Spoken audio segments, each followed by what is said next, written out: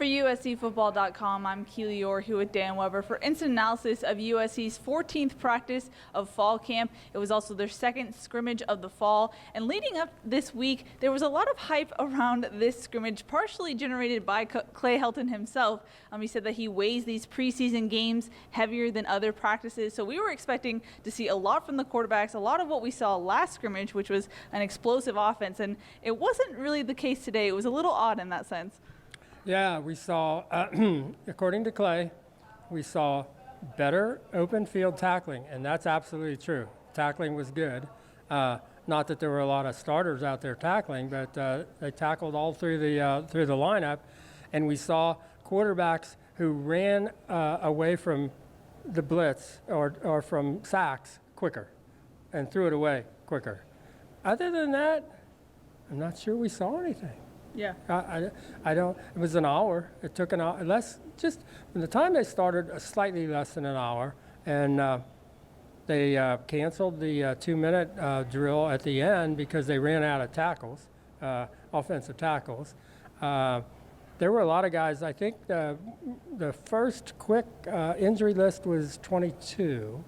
And then they just chose not to play a lot of the guys, or they chose not to throw the ball to them, or they chose not to run them, or it was weird that there was a build-up and calling it a game, and then to have that. I mean, it was better than the non-spring game that wasn't played, but not a lot. Yeah. We, like Clancy Pendergast likes to do, we've seen him do it before, but a lot of the incumbent starters on defense did not play today. There were also a lot of injured guys on defense, so it was pretty much a hodgepodge of the second-team defense and the third-team defense going up against first- and second-team offensive lines. The first-team period drives, we saw JT Daniels and Matt Fink, but then we didn't see Jack Sears. They went to special teams period. Then we saw Jack Sears, who mostly handed off the ball. I think he had one attempted throw at that point, and then we went back to special teams, and then we went back to Jack Sears at one point, and he only had 2 completed passes. So if you're evaluating the quarterbacks, there wasn't a lot to evaluate today. No, and he did get a really nice cross to Devin Williams, who was coming back, who made a couple of nice plays, negated to some extent by Clay saying he could hear T screaming at over the intercom about Devin not getting lined up right, but there was that, and then the only score of the day, Jack Sears at the end on a quarterback keeper, and it was a difficult day in some respects. I mean, I really like the way they're tackling. I mean, clearly, I think the physicality is coming through. This is a defense that, all through the lineup, it looks like they really want to assert themselves. So they will knock you down, and you got to like that. But, you got 2 tight ends, Tyler Petit and Daniel Matrababy, going into this year. You would say they would be 1-2. They're not a factor. 3 offensive linemen who could be starters, not a factor. They didn't really target Tyler Vaughns or Amon-Ra almost at all, not like they had last week. So, I'm not sure what exactly they were trying to. I mean, I think the 5th and 6th team tailbacks, the 2 walk-on kids, probably got more handoffs than the or at least as many as the scholarship kids. So it was a kind of an odd performance. Yeah. Helton said that his gut tells him that he will need another week to make a quarterback decision, but he said he will look at the film from today. But when you have a scrimmage like today, does it almost guarantee that you're going to need another week to evaluate, or do you think that it's settled a little bit right now?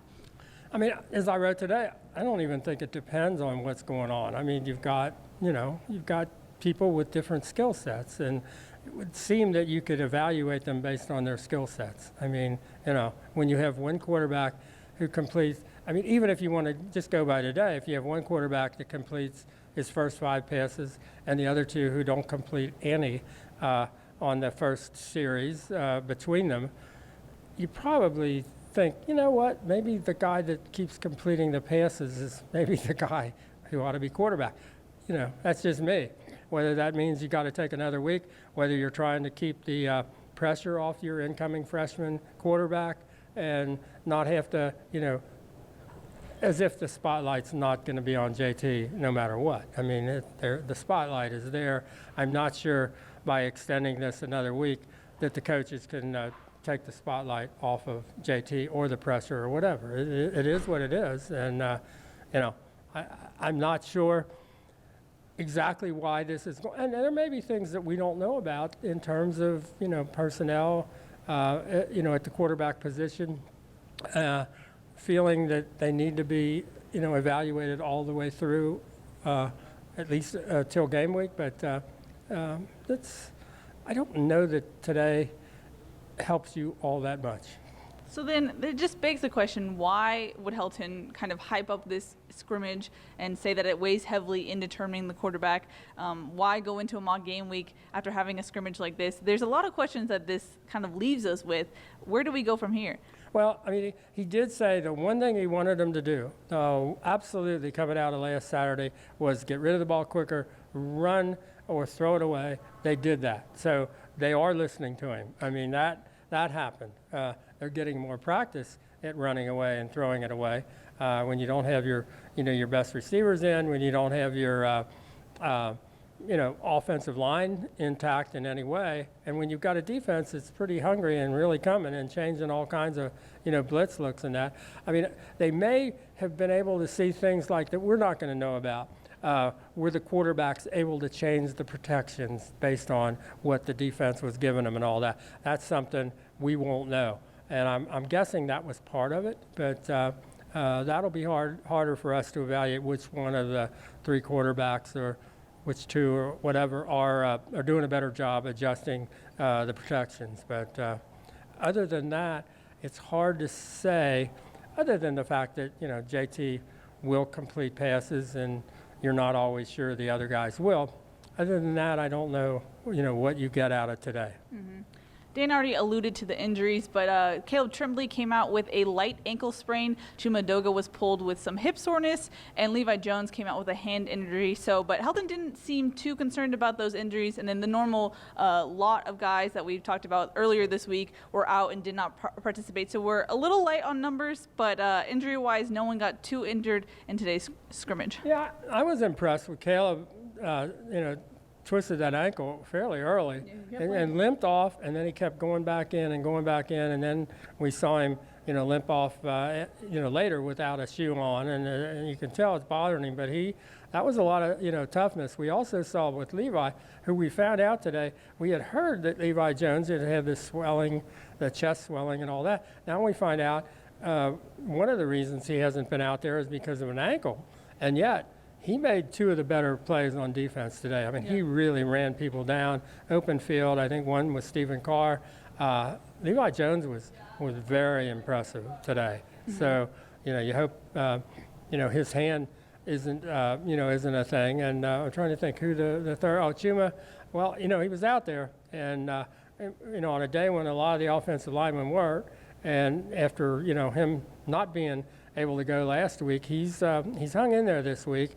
And sounds like those hips really are bothering him. And but you probably, again, once he was down, they did not have enough offensive tackles to go into the 2-minute drill. So they're kind of on an edge as far as those offensive linemen. I mean, I know last week Neil Callaway said, "Wow, we've got 17 guys, and we've never had that kind of numbers." And then when you look at least 4 potential starters that are on the sidelines, that number, no matter what that big number is, the number of those, to get 5 guys out there that could really play together, that was a tough number to hit today. Mm-hmm. Because it was kind of a lackluster practice, it's kind of a lackluster instant analysis. Did anything else stand out to you? No, I'm completely lacking luster right here. It's hard to make that look anything other than what it was. Yeah. And it lets you know that you got to get there next week and the week after. I mean, they're going to mock game week. As somebody said behind me, they said, "Well, I guess all the positions are really locked in because this isn't going to help anybody lock in a position." So is that the case? That they know who's going to start and the starters know who's going to start, and they don't worry that much about being out there and proving it. I don't know. I hope that's not the case, but that would be something you could walk away from today and say, well, everybody who's going to start must know they're going to start because they didn't have to be out there, and what happened out there isn't going to change anything. Mm-hmm. I mean, just from Twitter reaction alone, people are pretty much upset that Helton said that he's going to need another week to name the starter. I asked Helton this yesterday about at what point do you hurt your eventual starter by not getting him enough chemistry with the first team? Of course, next week will be mock game week. Do we start to ask that question? Is he hurting the eventual starter if you're still having 3 quarterbacks in a competition by next week? Yeah, I mean, I was thinking you set it up so you had the three contenders with 8 plays per drive, Well, you give them 2, and that's just 16 plays. Well, that's 16 plays. You're hoping you're going to get 60 or 70 in a game. So 16 plays isn't a lot to evaluate, a quarterback on, especially when you don't have the 2-minute drill. So I think, and I know Clay, his kind of throwaway line to you was, oh, we've got, some sore arms and all that. I think they need to get somebody a lot more reps. And a lot more reps with the guys he's going to play with, just for handoffs and things, all kinds of little things. And it'll be interesting, how do they get to that guy next week if it's still a 3-man quarterback race? It's a mock game week, but if you're using 3, you're not going to use 3 guys in the, first week, second week, third week. You're going to, so maybe there are other things that we don't know about that are impacting the failure or inability to make a decision right now. But I think they've got to get. I mean, it'll be a shock if it's more than 2 quarterbacks next week, because I don't think you can have 3 quarterbacks in mock game week. I just don't think that's possible. No. So, be interesting. Stay tuned because mock game week. Who would have thought mock game week will be interesting for that reason alone? Yeah. Mock game week will be a normal regular season practice week in the sense that there will be practice Tuesday, Wednesday, closed on Thursday, and then a closed scrimmage on Saturday. So we'll keep you guys updated. Make sure you stay tuned for that. For Dan Weber, we're still not sure what Saturday entails. Last year, basically, that Saturday was a kind of a game thing where they used all the phones and all the sidelines and all but it wasn't necessarily a competition or a game. So I don't know. I don't know. Have we already seen the last real scrimmage? I don't know. But we're not even going to be around. A couple of years ago, we would wait, and they would come from wherever they were doing this, at a junior college or whatever, which the NCAA does not allow you to publicize if you're off your campus or you're off-site. So they couldn't even tell us where they were. So we would wait. And it was so not worth it that last year they got here at a time different from when we got here, and it was just a complete, disaster in terms of a media thing. So this year, we're not even going to be part of that. So we won't even be able to say, what did you do? How did you do? Yeah. So we're basically not going to be involved in practice next Friday, Saturday, Sunday, and Monday. So they're going to go dark basically for 4 days, and then we'll pick them up that following Tuesday, game week. But they're going to have 4 days where they're just, and they start class and all kinds of things. But it's going to be maybe some guesswork involved in how this all goes when we get to next week. But I wish I had more answers. I wish we had more things that we knew were the issues. But right now, everybody walked away today a little bit puzzled. For sure. All right, this time that's going to wrap it up for Saturday's scrimmage. For Dan Weber, I'm Keely Eure. For more, check out uscfootball.com.